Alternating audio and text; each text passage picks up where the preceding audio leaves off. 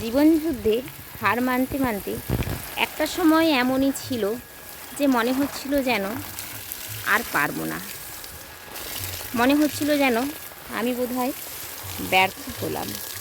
কিন্তু সকল ব্যর্থতাকে যখন হাসি মুখে স্বীকার করলাম, যখন সমস্ত ব্যর্থতার মাঝেও নিজের ভালো লাগাটাকে আবিষ্কার করতে শিখলাম, তখনই আমি হয়ে উঠলাম নতুন এক প্রাণ।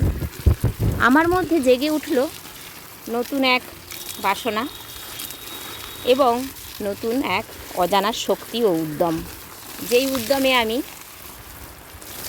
নিজেকে আরও আরও এগিয়ে যাওয়ার লক্ষ্যে পণ করলাম জীবনের কোনো ব্যর্থতাতেই আমি হারবো না। জীবনের কোনো ব্যর্থতাতেই আমি দুঃখ পাবো না, কষ্ট পাবো না। সকল ব্যর্থতাকে হাসি মুখে স্বীকার করে আমি এগিয়ে যাব আমার লক্ষ্যে এবং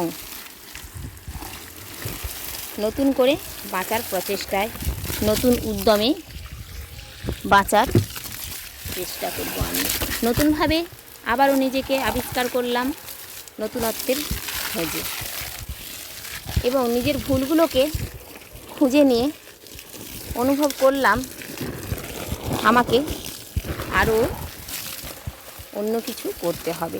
আমাকে চেষ্টা করতে হবে যে আমার ভুলটা ঠিক কোথায়। আমাকে জানতে হবে আমি ঠিক কী চাই, আমি ঠিক কতটা পারি, বা আমার মধ্যে ঠিক কতটা ক্ষমতা রয়েছে, যেটা আমি নিজেই খুঁজে পাচ্ছি না।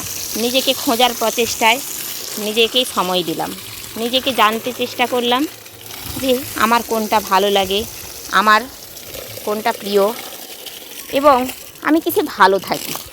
যখন সেটা খুঁজে পেলাম তখনই আমি হলাম সফল।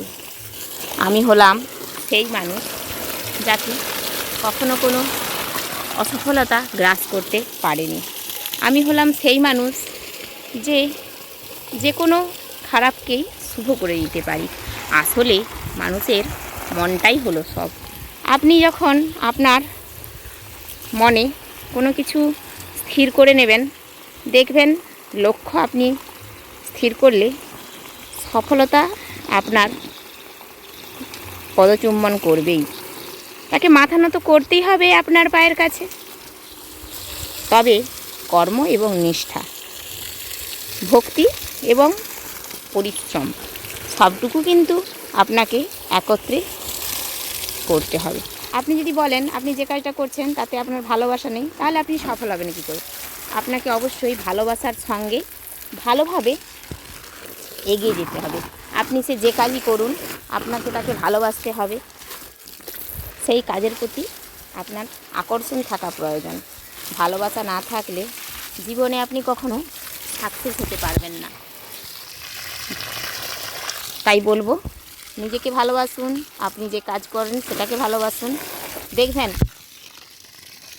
ছোটো ছোটো বৃক্ষেও হবে নতুন নতুন ফল ফুল এবং আপনি হবেন সাকসেস।